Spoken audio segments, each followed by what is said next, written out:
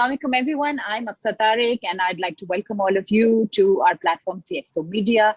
What we're doing here is the first of its kind session where we have actually paired two various functions from the C-suite. This is a CXO Cross Over session powered by Comtel, where we have two people who are seemingly, working in completely different departments. But the work that they do, I think, is very, very relevant because, as most of you know, HR is something which is obviously the central or the backbone of an organization. Whereas, of course, living in the age of living in the digital age or the digital enterprise age, we all know that cybersecurity is something that is no longer just not just a technology issue or technology concern. It's an enterprise concern. It's a business concern, and that's what we're here to talk about today. Keeping in mind, the reshaping of how the enterprise has reshaped in the last couple of years. So first, of course, while it's great to see leadership recognize the significance of this issue, enterprises can no longer, just lead by spending more. A lot of it has changed, the way entire businesses have to now be engaged, including human resources. So I'd like to firstly, of course, welcome my guest, Mr. Mehzad Sahar, who is the Group Chief Information Security Officer at Engro Corp, and Mr. Rizwan Dalia, who is the Chief People Officer at K Electric. Both of them hold extensive experience in the Pakistani industry and have also worked in multiple fields. In fact, an interesting fact that I learned about Rizwan Sahar was that he's actually a chartered accountant. But what he's doing is, he's been managing people really well. So we'll get into that. I'd quickly like to, of course, hand it over to my speakers for today and have them introduce themselves and tell us a little bit about their role before we take a deep dive into this new C-suite power dynamic. Thank you, Aksha, and thank you, IDG Pakistan, for this opportunity. It's always good to be part of this kind of a conversation, whereby there is an opportunity for people like me to express their views and start off some thinking and discussion about the ideas and the number of new thinkings that are coming to your mind to inculcate the kind of thinking or the kind of new ideas that come to your mind. So again, it's a great forum to share those ideas.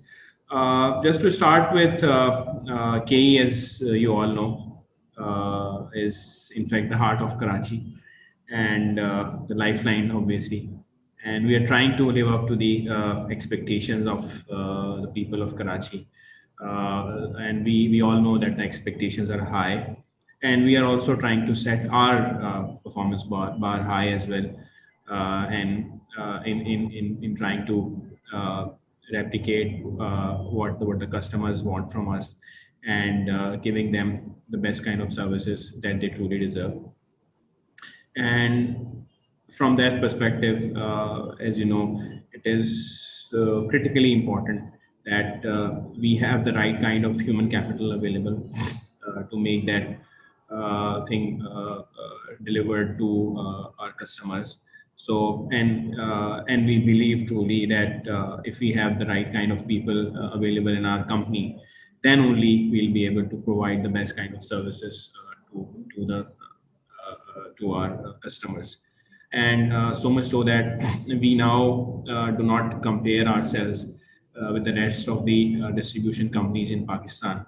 And we are trying to set our bar ourselves high and trying to replicate what the other good companies in Pakistan have done already, and trying to replicate what the best practices are around the world.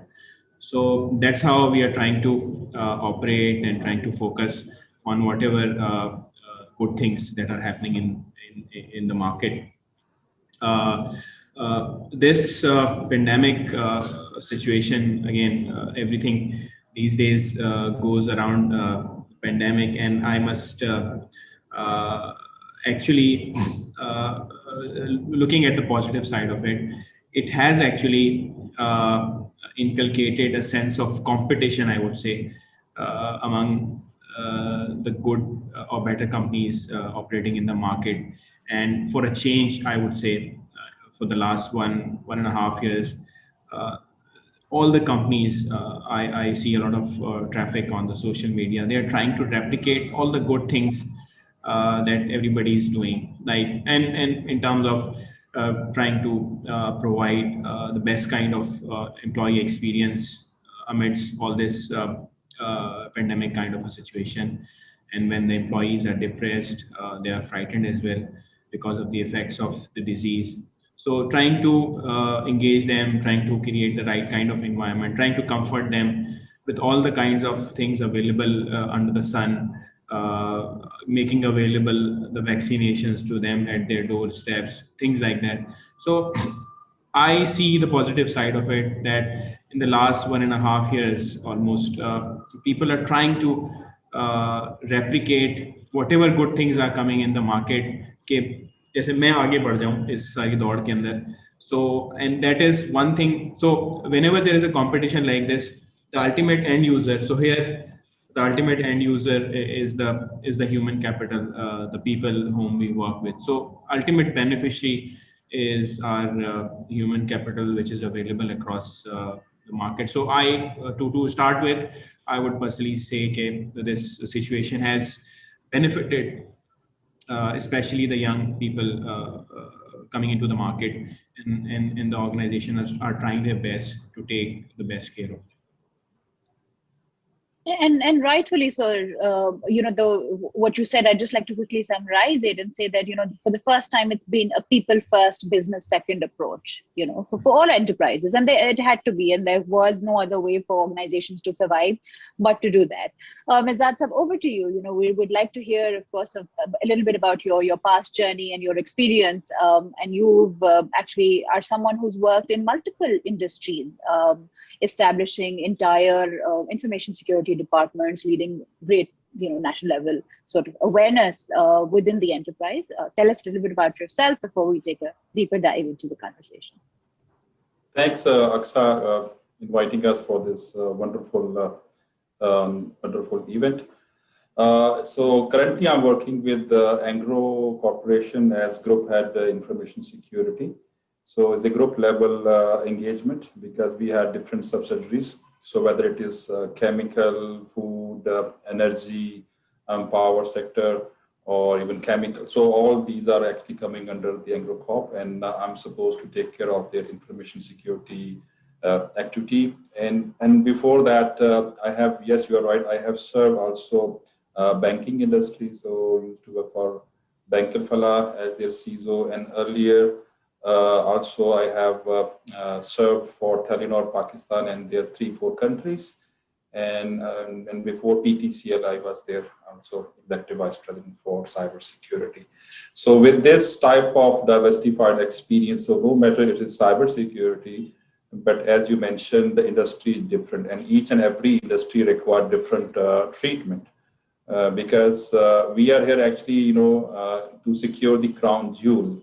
And this crown jewel, it varies from organization to organization and industry to industry. So if it is, for example, the telco, then of course the customer data record, we call it CDR. If it is the financial industry, then of course your credit card information, your bank account details, that become crown jewel to be protected. And if it is a manufacturing industry or energy sector right now where I'm working, and here the dimension is totally different because, for example, we are not directly dealing with normal customer. We don't have contact center like K Electric, but we have operational technology. This is for OT, so OT security is required, which is different than a typical IT security. So it's a different experience which requires different, unique treatment, totally different from IT, risk treatment. So we will discuss more, but one thing, as Rizwan mentioned about COVID and some kind of blessing of COVID, if you want to hear from my side, is that this word quarantine, that we used to use this from our childhood, if it is under the context of cybersecurity, because the typical malware, viruses, they are supposed to be quarantined. It means they should be actually isolated first to get the vaccination from a typical antivirus solution. And then once they are having good immunity, then they're okay to be released for the normal audience. So this concept, yes, already understood by cybersecurity guy, but I'm happy now people understand the consequences of viruses, which has almost similar actually impact. So yes, for a normal human being, it is on their human life, but for a computer, it has similar effect. The same way, the COVID is being replicated, like it's multiplying itself with in a rapid speed. The same way, the typical virus or worm, actually, they also replicate themselves. And there are different variants, by the way. So no matter there are actually vaccinations, so sometimes one-time vaccination is not required. So they are actually, mutant. So they are actually changing themselves always. So and based on this learning, actually, if you go and apply this in your human life, yes, similar very careful behavior is required. And if it is information security for us, rather than saying keep 6 feet distance, we will say, refrain from clicking on a phishing link, or don't share your secrets with others, other than your close people. So a lot of similarity. So I take it positively, and then we will discuss more. Yeah, I think that that's a good way to summarize the year that all of us have sort of suffered and sort of continue to learn from. And Yes. पहले ये सारी चीजें we weren't really focused on developing these SOPs or general culture. A lot of that has now completely reshaped, and I think most of these things are still going to exist in our cultures, whether it's the enterprise culture, it's our business culture. I'd like to start with the basics, and especially to you, Rizwan Sahab. My first question would be, of course, job design. That is something that a lot of large companies, even today, do not consider information security as a main business function. So firstly, of course, ensuring that the CISO role is properly defined. Does your company, for example, have a senior role focused on information security? If the role is, is it just a set of responsibilities housed under the CIO? So I think you are also in that position to really develop that as a horizontal within the enterprise, and then of course disseminating that information. So I think then I'm going to move the conversation to Mehzad Sahab as to how he's working within the C-suite to take this up. Yeah, so from an HR perspective, I would like to recall an example which I got from a trainer. And it was back then when I was working for finance, and we were trying to implement some sort of inter-control framework within our company.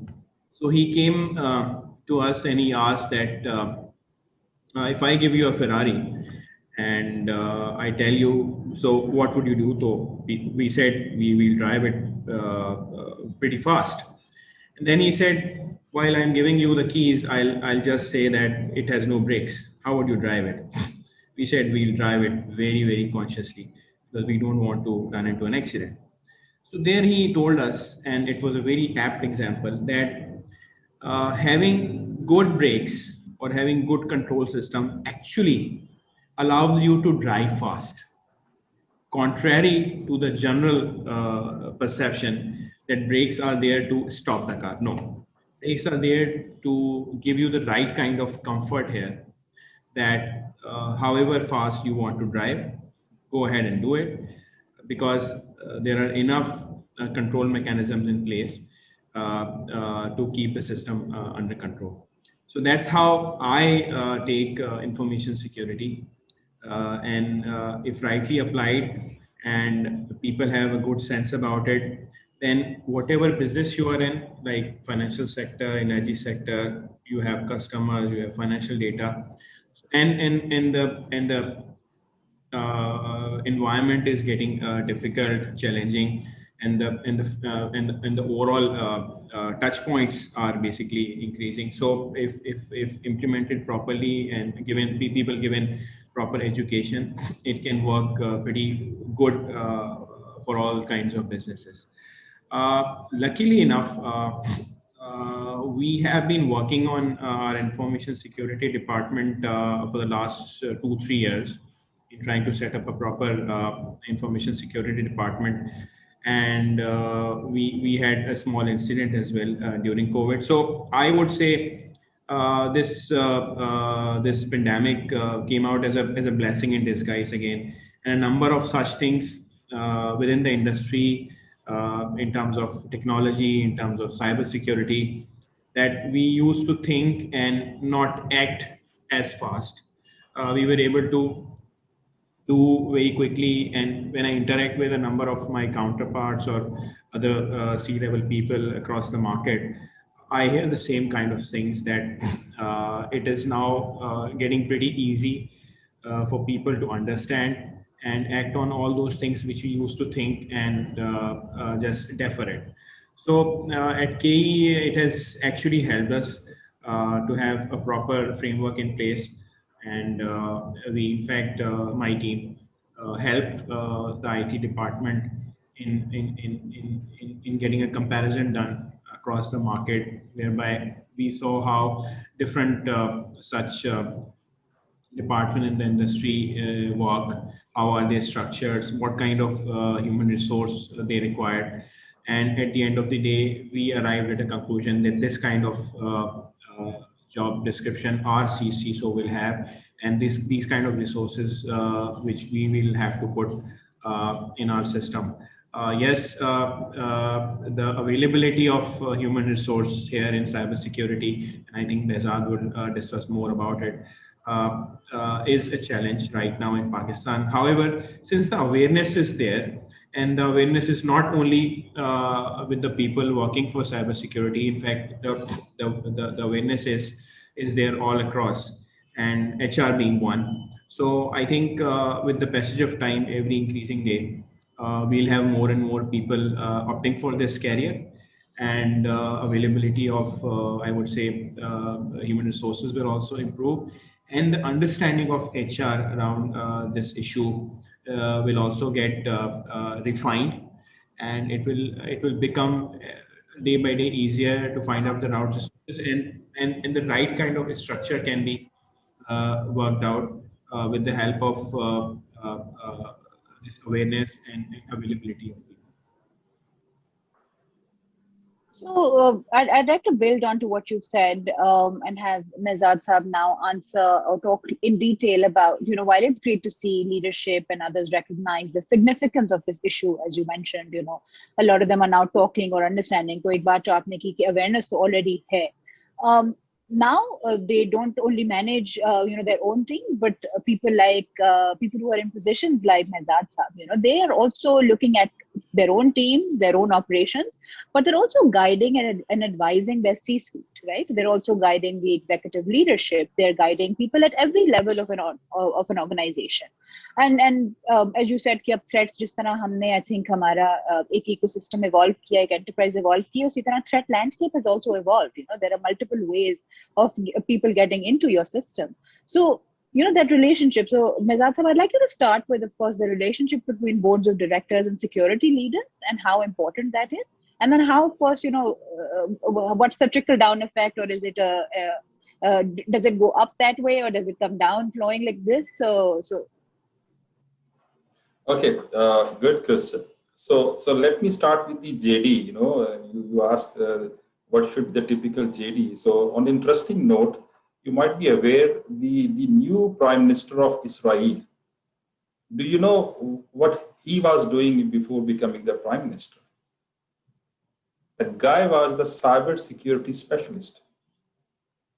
So a cybersecurity specialist actually is now being considered for the prime role in the country level, because they start believing that now cyber power is the answer, for the whole world, if you really want to look different, from others. So for future reference, I will be quoting this example for anyone who asks, "Hamara future kya hai in cybersecurity?" Exactly. So what I'm saying, like, cybersecurity is no more a compliance discussion. For me, is a hygiene factor. The same way we discussed HSE, the health and security, physical security and environment, we should actually take it very seriously, and we should not wait for a regulator to come and knock at our door. Please, can you please, keep your environment with typical cybersecurity controls? Come on, as far as it is your own industry, your own organization, you should be more vigilant and should not wait for a typical compliance-based checklist. So this role actually demands that it should remain in the DNA of the overall organization culture. So it's not me or my, let's say, 15 people or 20 people, they can secure the organization. Actually, it required the complete ownership from top to down, because sometimes even a very junior level guy, maybe he might be clerk, but having a simple laptop can become the easy victim of, let's say, a phishing attack. And then, maybe after 6 months, the headline comes, now the threat actors, they have taken over, the whole organization. But if you do the root cause, that could be a small, stupid mistake carried by someone who was not even aware of this type of disaster or consequences. So as I said, from top to down, awareness is required, and starting from board. And if they give the full empowerment, and they, it's not like a position. So CISO should not be considered like a placeholder. Just maybe if in case of a bank to satisfy State Bank of Pakistan, or in case of telco to satisfy our PTA. No, actually it should be a senior role and critical role, which should be actually empowered and should have decision power even to stop services in case he is expecting there might be disaster if he will not take proactive actions. And he should have complete board level endorsement. And with that, if he say do this and not, because somewhere I used to say a military grade actions are required, where you don't have time actually to listen to people arguments about why. So I used to say, once you go to a doctor and he's giving you a prescription, you never argue why you are giving me yellow tablet and 2 pills, and why you are asking me to take 3 times, why not 2 times, right? Because you rely and trust that doctor who has spent like 40 years for his education. And then you blindly go and take the advice and follow it. Same way, in global world now, this is being actually observed, that people, they don't argue. Basically, they followed what CISO is saying, So, and assuming he's the guy that you can trust in case of a cybersecurity business crisis, and protecting the organization in case you are going to be a victim of a cruel threat actor. So the JD at the HR level, my expectation is, and should be endorsed by, of course, people like Rizwan, CHRO, that even the reporting line, even the authorizations, all if they are available, then yes, you have a right to blame the guy that still, if things are being compromised, where are the deficiencies, where are the gaps? Because if that one is not there, and no matter you have given him a great budget or great technology, all these things will remain like lighting or blinking in some data center in the form of different boxes. But if there is no, I will say, human touch, the technical human touch available with the authorization, where it will allow you to timely take action. And sometimes you'll have to take cruel call, by the way. Sometimes you'll have to say, even for 2 hours, please stop all the services. So listen to him, and then to avoid the big disaster, that could maybe for, if not 2 hours, it could be for 2 weeks. So this type of role, empowerment, are the need of the time. And I think Pakistani market is also realizing this. And they are no more considering this role as I said earlier, like a placeholder, but as a mandatory requirement, similar to what we have at the CXO suite. We have CFOs, we have CIO, and this role actually should be considered at that level. And the actual the CXO muscle should be provided rather than just a title. Absolutely, and I think ये जो आपने एक बात की on making that cruel call, you've made those policies, and then you leave it on to people like Rizwan Saab, who are in that position of telling people that this is allowed and this is not allowed. So Rizwan, I'd like to ask you, and Mehzad, the same question will actually go to you as well. How are you? How well aware are you of each other's functions, and how supportive have your departments, have your organizations been in terms of like cross-functional approach? Because we've all realized that it's not that departments can function anymore in a singular. So IT pehle hota tha ki IT used to be a separate department, and everything else used to work in silos, right? Now it's obviously the backbone of an organization. Now that we're talking about digital enterprises. So similarly with HR and similarly with cybersecurity, all of these functions now have more important and central roles to play. How well aware are you of each other's work in terms of the roadmap that the organization has to take? And what are you and yeah, I mean, if you could share some best practices, in your own experience. So let me go first, and I would say, again, looking at the positive side of it, a number of things have happened in the past couple of years, which has actually uh, pushed people at sea level to be more aware of each other's uh, responsibilities, each other's predicaments, the difficulties, and amend ways wherever required. So, and I would like to cover IT as well as security. I understand these two are different functions. However, last 1.5 years has been a year where companies like us, like Engro, so all the huge corporates wouldn't have survived, or wouldn't have been able to work with the same pace without having the right kind of collaboration among departments like HR, IT, and IT security, cyber security. So I would give you a few examples. Is that when it all started, uh, uh, we thought about using Microsoft Teams because we were putting everybody at home, and at that point in time, IT and IT security, the discussion started, and we never thought that allowing people access from home could have such huge consequences around IT and cybersecurity. So a discussion took place, and even at that point in time, from an IT perspective, we never thought about having such huge number of licenses as well to enable working from home, because working from home was something which used to got discussed. Most of the companies had some guidelines, some practices, but it was not practiced as a whole, and it was thought about as a luxury.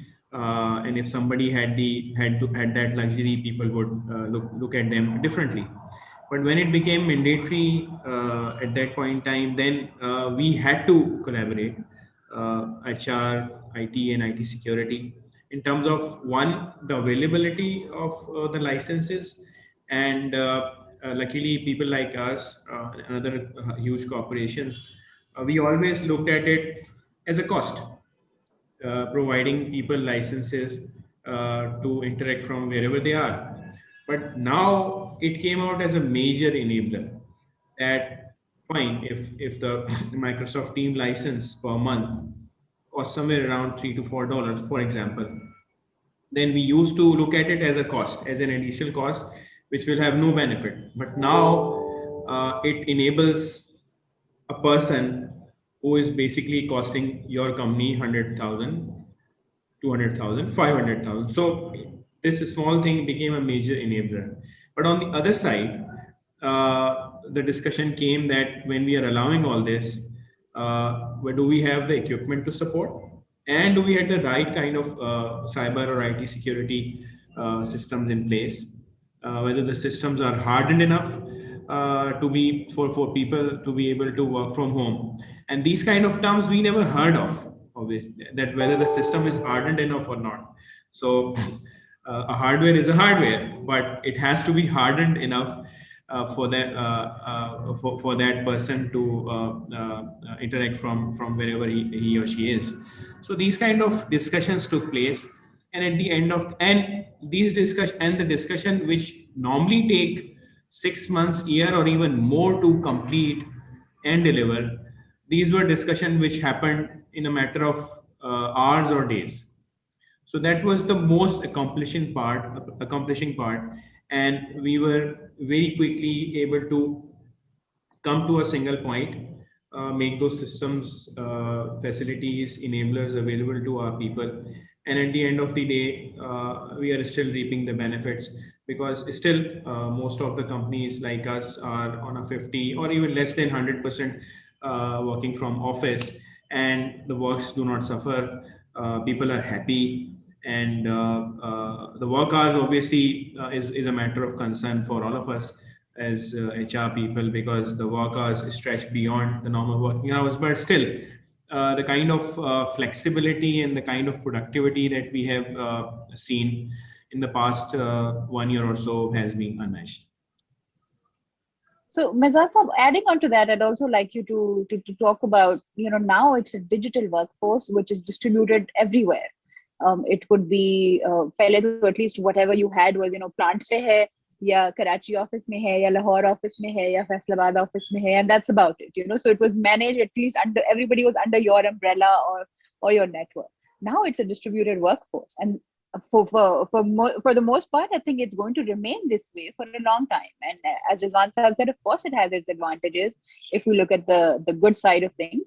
But of course, this presents an enormous challenge for people like you, to educate people, to give them that awareness that, okay, if your device is connected to the system, how are you protecting it? So I'd like you to add on that portion also. Yeah, you're right. The situation for cybersecurity perspective, it has become more complicated now, because now, rather than securing my company router or Wi-Fi, I'll have to think about the home Wi-Fi router available at my employee home. Whether it is really properly secure or not. I'll have to think about the misuse by his kids, maybe his family, because they will find now it is more conveniently available at home. So they might be actually trying to even go to some sites which are typically not allowed at the corporate site, right? So something at home could be okay, but something at corporate life, maybe, you don't like actually, he should waste his time browsing for such sites. And practically speaking, most of the people in Pakistan especially, there is a tradition of using the same laptop and same mobile, So it's being used for your commercial life and also for your personal life. So now you take this complicated machine at home, mostly if you try to keep it there, of course, then you can become easy target of any such attacks. And technically, it becomes challenge, sometime to replicate or push your new policies as far as you are out of your corporate net. But again, this is an ongoing journey. Many companies, they came up with state-of-the-art solution. The VPN idea is more being encouraged. So no matter you are at home, you are supposed to first connect to VPN so that your machine can become part of the corporate network. So of course, same control, same services will start coming available on your finger tips. And awareness, yes, is more required, because these sensational messages coming in the form of COVID, for example, remedy, they are very eye-catching, and people keep on clicking on these links. We call it malicious links, but they looks normal, because to be honest, people were not even expecting during this pandemic these cyber criminals, they will remain so cruel that even they will try to attack the vaccination plants and R&D being carried for vaccination plants. So up to that level, which for us, we believe this is like a very criminal activity. But I used to say, don't, expect from cyber criminals this type of behavior, because let them do their job. And on the other side, we need to do our job. So we need to put as much as practical solutions, security control, which should not actually impact the normal employee, no matter he's working at home, but still should give us assurance to provide assurance that the security controls still remain intact with the company corporate security policies. So, and on daily basis, that requires a lot of improvement. Awareness now, with the thanks to Zoom and Microsoft Meeting, these type of technology, to be honest, sometimes with the physical sessions, maybe it was, we were limiting ourselves to the size of the auditorium, right, maximum. But now with this technology, I can address to thousands of my employees in one meeting through this technology. They can record this, I can present this, and they can even show their faces, they can record their questions. So means a lot of innovative idea, they came, and we are introducing in our organization to use this platform without physically going and waiting for people to come and meet us. So my reachability, what I want to say, my reachability has been increased, by the way. So no matter they are working at home, at least I know they will be, usually in a physical meeting, to be honest, people, they have excuse to come for 5 minutes late. But with the digital meeting, I have seen people are very punctual. If it is 6 o'clock, it is 6 o'clock. And most of the people, they come and join. And then you can pass the message. And then you can introduce different innovative ideas for security awareness and different ways of communicating with different departments. For example, what I do, other than going for general meetings, yes, we do that. But my style is to actually even zoom into departments and their teams. For example, I can engage with all HR departments, no matter if they are in Karachi, Lahore, or Peshawar, in one session. And then my session, security awareness session, will not be very general. I will give them HR-related security incident briefing so that they can take the interest and they can smell that my recipe is actually having the smell which they really want. Actually. So in this way, we can create the interest, and then tomorrow it could be with the financial department, the CFO and his team. Again, no physical boundary limits, and we can pass the messages showing real life example of financial industry security incident so that they can take the interest. And so this is, I think, I see it very positive. And this well-known phrase that maybe COVID is really the big. It was really instrumental to enhance or expedite the digital transformation, which was happening since last 1 decade. But people were still sluggish, and as Rizwan said, it was taken as like, okay, if you're working from home, maybe this guy is like very lazy or is not taking interest. But now we take it positively. Last but not the least, living in Karachi, I was thinking now I have a mechanism that I can check the forecast. So God forbid, if we are gonna face the disaster what happened last August in the form of cloud burst, I can check the forecast rather than coming on the road and then being stuck on the road. I can work from home, and without any business interruption. So I can plan my things in advance with the help of this technology. So I think from a business point of view, it's actually allowed each of you in your positions or your teams to make more room for business continuity. Each one of you in your own capacity were responsible for it, but up because of the tools that you've already been advocating for, and as you said, आप लोग 10 साल से शायद इस चीज के बारे में advocate कर रहे थे, but COVID ने वो चीज 1 साल में कर दी because obviously it was the need of the hour, it was the need of the enterprise. Rizwan, my next sort of segment to you will be, of course, as Mehzad sir mentioned, that driving cybersecurity into the DNA of the business, as driver of performance management within your role, leadership development, onboarding. HR can obviously influence cybersecurity by finding multiple ways to increase awareness and personal responsibility when it comes to employees and leaders coming into contact with these processes. So this is obviously mostly referred as, driving cybersecurity into the DNA. But it's not mostly happy talk. Mehzad साहब ने पहले भी कहा, it's mostly cruel talk, and you have to be that person who makes those tough calls. And of course, this requires HR tactics. Mehzad sahab did mention that there are certain things or protocols that he's been able to follow through this time. But what's something that if you were to say that this is one thing, what are the benefits and barriers in this relationship? Where it's coming from the C-suite, it's coming from the CISO or the person responsible, and how are you, of course, seeing that into the entire flow? So from an HR perspective, interesting question, and I would say from an HR perspective, a CISO role is not only a purely technical role, because at this level, at leadership level, working with others, the working relationship you create are equally important.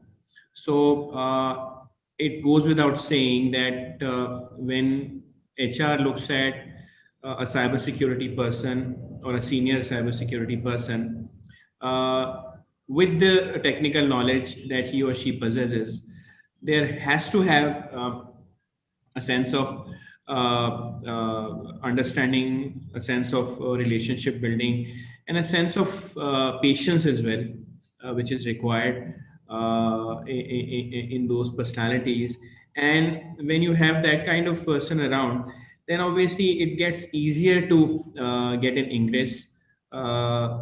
And and from an HR perspective, again, it's always make people aware first, and then enforce, or I would say reprimand. So until and unless from an HR perspective, you are allowing the people to get aware first, to have the right kind of knowledge in front of them, to have the right kind of examples in front of them, and particularly in terms of cybersecurity, as Mehzad was mentioning, that if he is interacting with the finance group, he would quote examples, relevant examples, and if he is interacting with the HR group, then he would come with relevant examples. So first is an awareness part, whereby you allow the people to get aware to the problem, and then obviously all the disciplines that a company want to create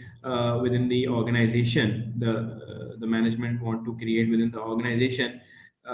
These are only successful when you first make people aware, and cybersecurity is also an example of it.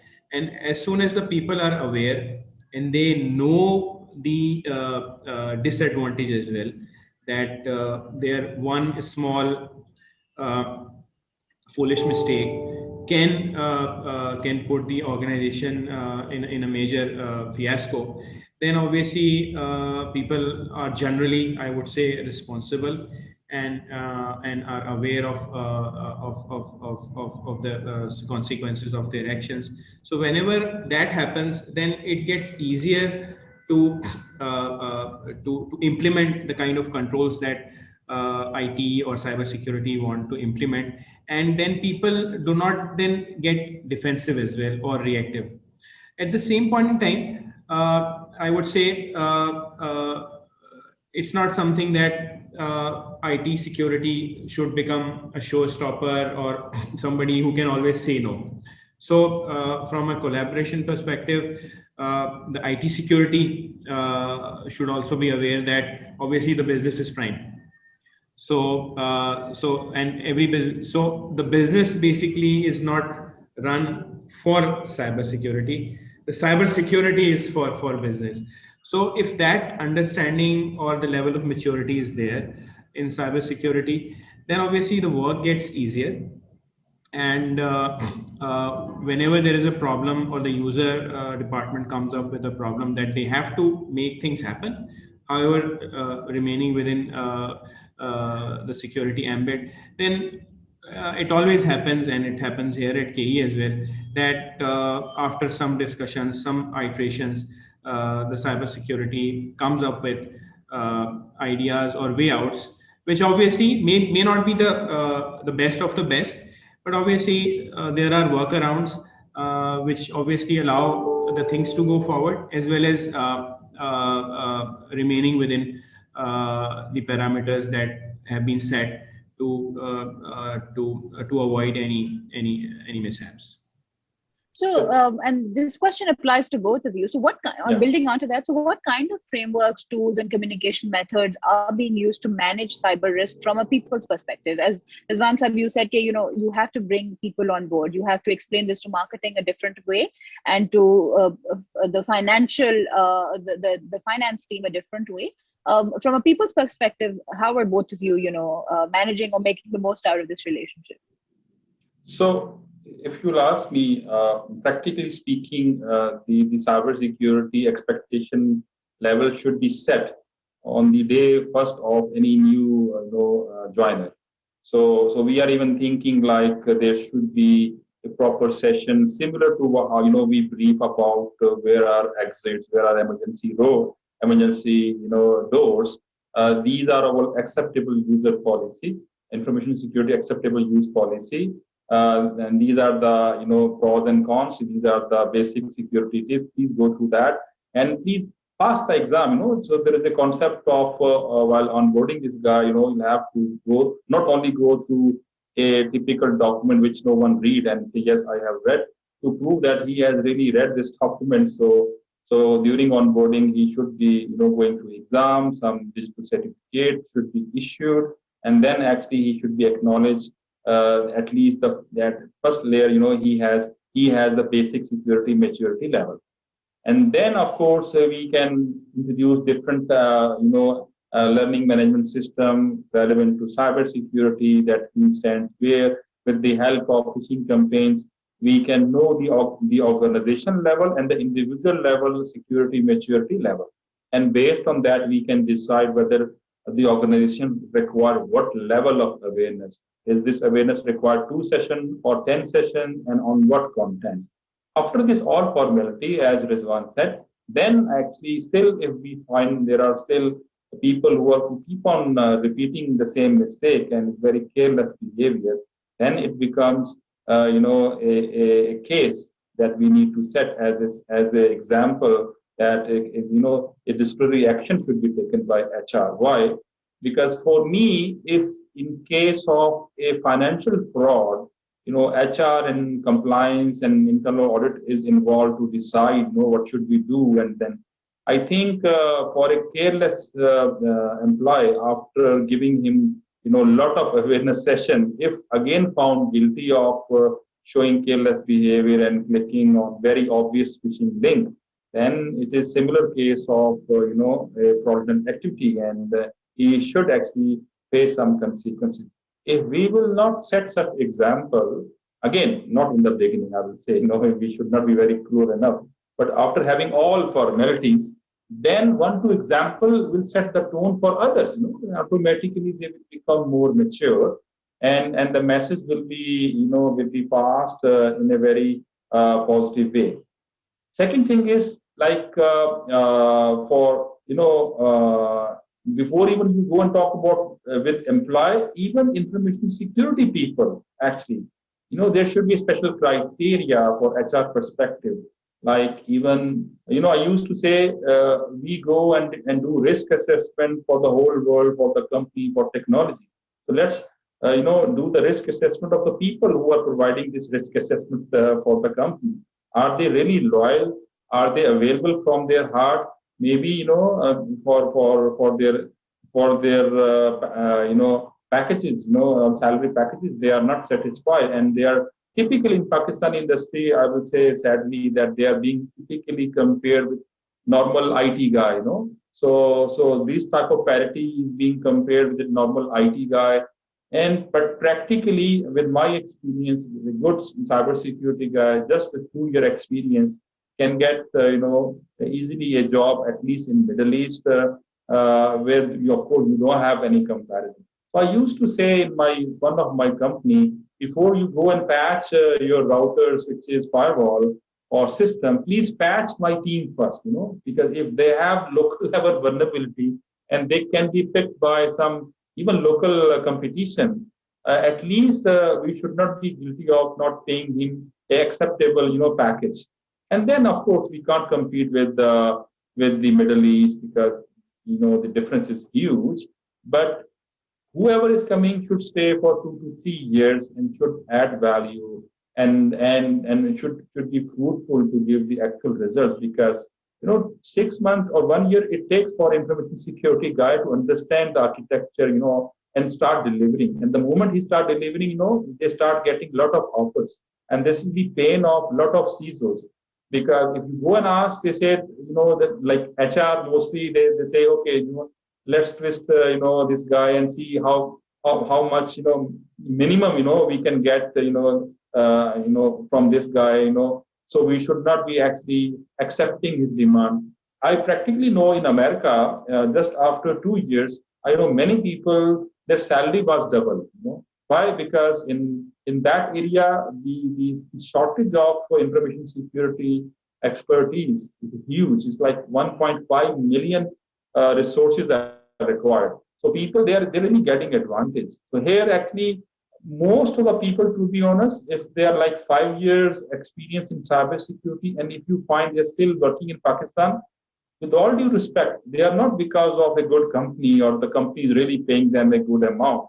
They are there just because of some maybe family issue, some parents, they want to stay with them. But I really want in this area, there should be kind of a respectful baseline introduced, not comparing with typical IT. And we should give them extra margin, extra marks, I will say, because this is very, very unique area and very specialized area, where people are even making bounty in dollars. And if we just treat them like a normal employee, this will not work. And we as a CISO, we are really going to suffer because this resource retention issue is going to eat up actually the overall strategy, which of course we want to roll out in the organization. So my question, very quickly to you only, are you providing each other enough information regarding your concerns and the actions that you need in order to address them, to make it to that point where you receive or achieve these strategic objectives for the organization? Now, of course, in mature organization, this link is there with the CHRO and the CISO. It's there. But what I'm saying, even to some extent, the CHRO, they have also limited. They'll have to also justify other department also. So it does not mean that we should become like a exceptional case and we should be getting. There are different ways even to compensate, so not only salary, there are multiple ways to actually, and of course, Rizwan knows better than me, HR perspective, how you can actually motivate such people to retain and serve the organization for a longer time. Yeah, and I think we'll now put him on the spot to answer this difficult question. Sorry, you're yeah, so happy to answer that. And I would say the catch lies in demand and supply. So, and I've seen it happening over the past 20 years at least, is that there are technological developments, there are functional developments happening around the world.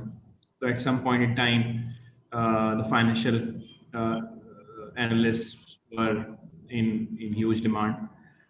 There was a time when across the world, the engineers were more in demand. So these days, perhaps for the last few years, the technology, the AI people, the cybersecurity people, they are in demand. And that's good because they are highly technical, logical, smart people. So they should get more money.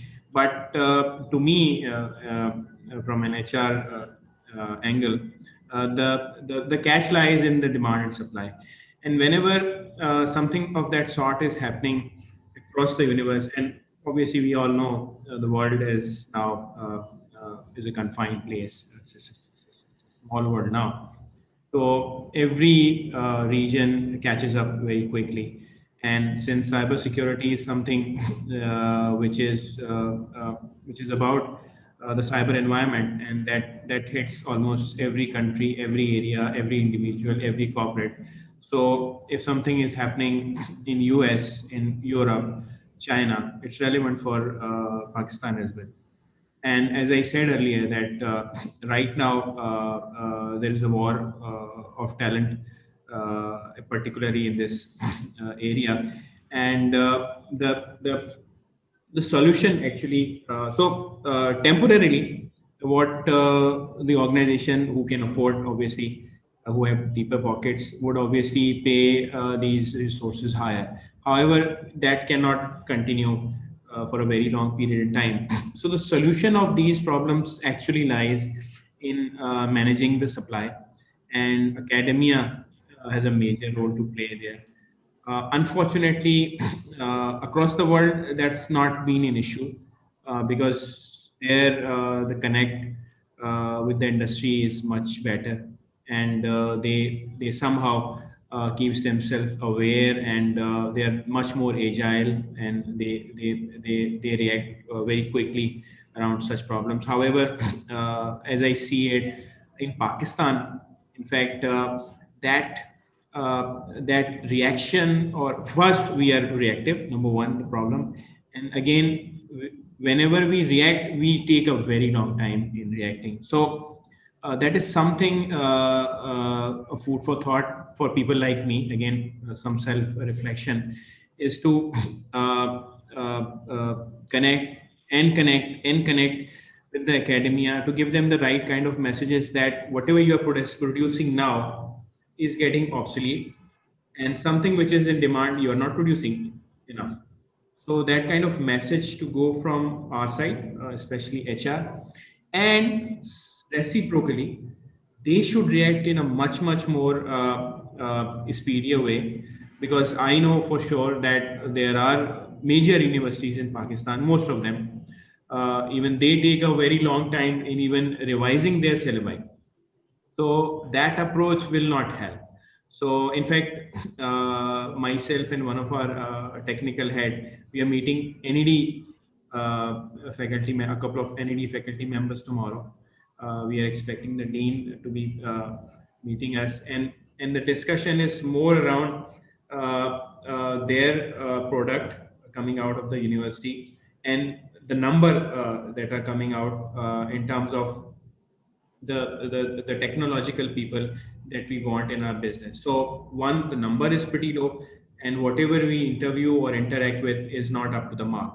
So that is basically creating a lot of issue in areas like cybersecurity as well. And the way forward, I would say, is the right connect between HR and academia, and both should react in the same way. So even if we are doing it and making them aware will not count, they will have to react as fast. And perhaps if that thing can be taken care of in the next few years to come, that demand supply will remain balanced, and and the environment will be also sustainable. So as Mehzad said, that if somebody for 5 years is working in a good corporate, and he or she is not able to go outside Pakistan, then the question that comes to my mind is that, yes, fine, that individual is remaining here for family reasons, one, or he or she is not good enough. However, from a sustainability perspective, if there is an option to take your family along, or the family is willing to go along, then obviously it will keep creating a shortfall here, because the supply is not enough. So, to me, the answer is it has to be dealt with the academia, to have the right kind of professionals available, fresh people available here, and in the right quantity. Absolutely, and I think Mehzad साहब ने जो शुरू में example दिया will be quoted time and again, that there's a bright future, at least in the world. We've seen that it's an established profession, and it's something that more and more people and organizations are coming to realize. I think even over here we get a lot of queries on different certifications that people can do, and basically keep up to date with the kind of skills that are required. People like you are, of course, are responsible for training a lot of these people, and we've seen tremendous growth, because back in 2010 when we used to do these events also, CISO as a designation did not really exist. And Mehzad sahab ne shuru mein bhi kaha ki, a lot of organizations may be only sort of hiring someone as a CISO or in that position or that department is to just fill in those seats or that requirement by a regulator. But what about organizations or industries which are not regulated? What about organizations? And Mehzad Saab ke saath I was having an offline conversation where he talked about how the landscape has changed, where pehle jahan companies made telecom, industries made telecom, and banks or FSI were at the highest sort of risk when it comes to cybersecurity threats. Now it's changed. It's small businesses, it's companies like then Netflix and Target globally, Sony ke saath jo hua, I mean, those are organizations which have a huge amount of data, and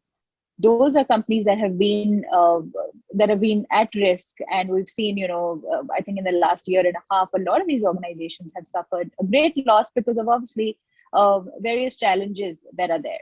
My last question to both of you would be, if you could sum it up as, what are the benefits and barriers in this relationship? Most of the conversation has been on a very positive note, and you've shared some best practices that have worked for each of you. But some barriers in this relationship, and what is the roadmap to a better partnership amongst the C-suite, or this crossover particularly? Okay, so if you will ask me, I will say the same way while chalking plan for the next year's cybersecurity strategy. We go and meet the CEO and the management committee and board. I will say before, making such strategy and just in silo, sitting in your room, a typical CISO should start questioning different divisional head, including CHRO. What is your expectation? And what exactly you demand, you expect from us, and what as CISO I expect from you as a CHRO or as a CFO or as a chief strategy officer. So, and what are your pain points? Do you need our services, and what level of services and what level of assurance you need? Maybe you also yourself is not convinced about this role.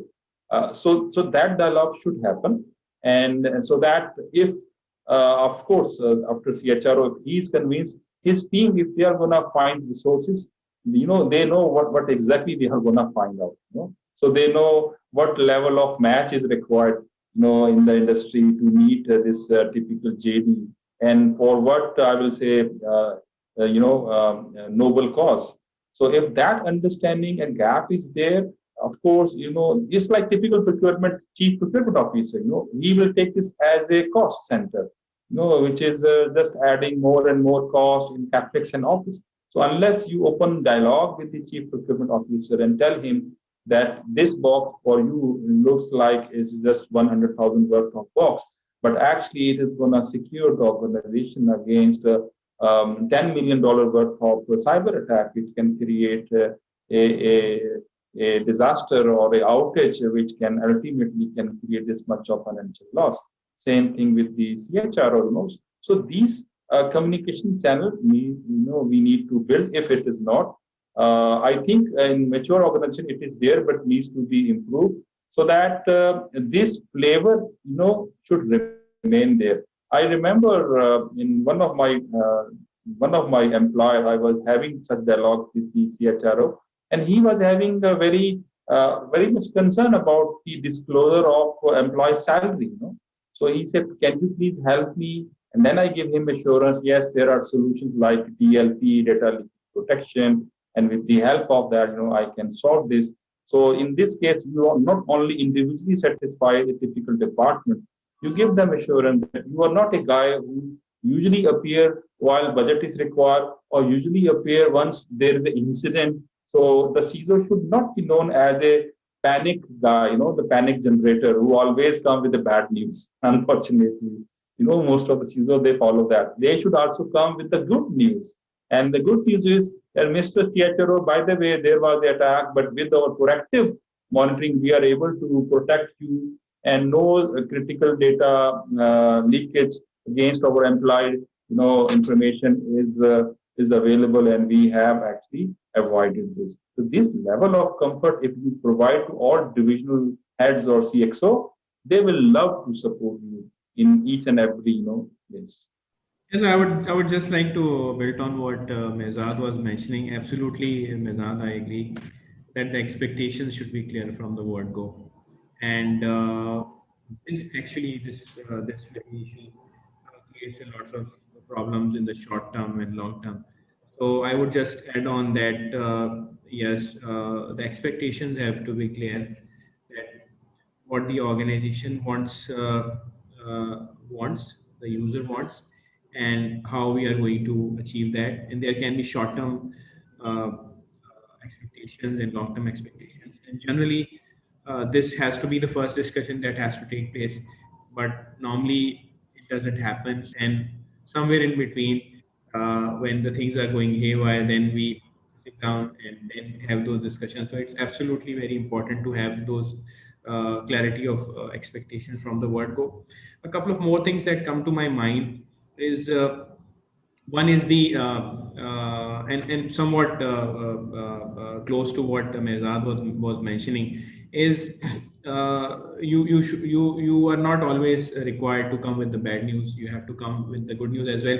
And there I would actually would want, as a member of the leadership team, is that the CISO obviously has to be proactive as well. So obviously, if something has happened, good or bad, then he can be looked at as a messenger of a good or bad news. But in terms of engagement, in terms of coming up with proactive solutions, in terms of proactive awareness exercises, and creating more and more, just like Mehzad mentioned about the awareness, the employee awareness kit, which the employee gets at the time of onboarding. Yes, fine. The cybersecurity also should be part of it, so that from the word go, the expectation is clear to the new incumbent. So these kind of proactive things will actually evolve that role, and will make the other counterparts understanding, and will also realize, they will also realize that no, there is a lot of good things, proactive things coming from the role now, which were missing earlier.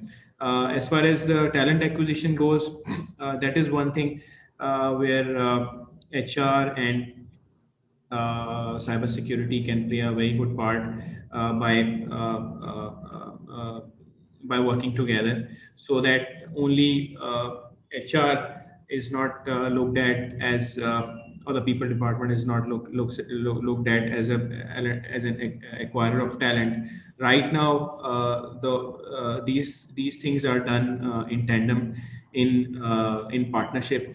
And if that kind of an understanding or partnership exists, then the HR's job also gets easier, because if the business itself is initially helping out in identifying the right kind of resource, then the understanding of HR also improves around the kind of functional or leadership capabilities required by the business, and the job ultimately gets easier. So first time round, there can be some hand holding, but at the end of the day, the department itself benefits, because when the HR guys are doing it for the second or third time, the jobs get pretty placid and a plain.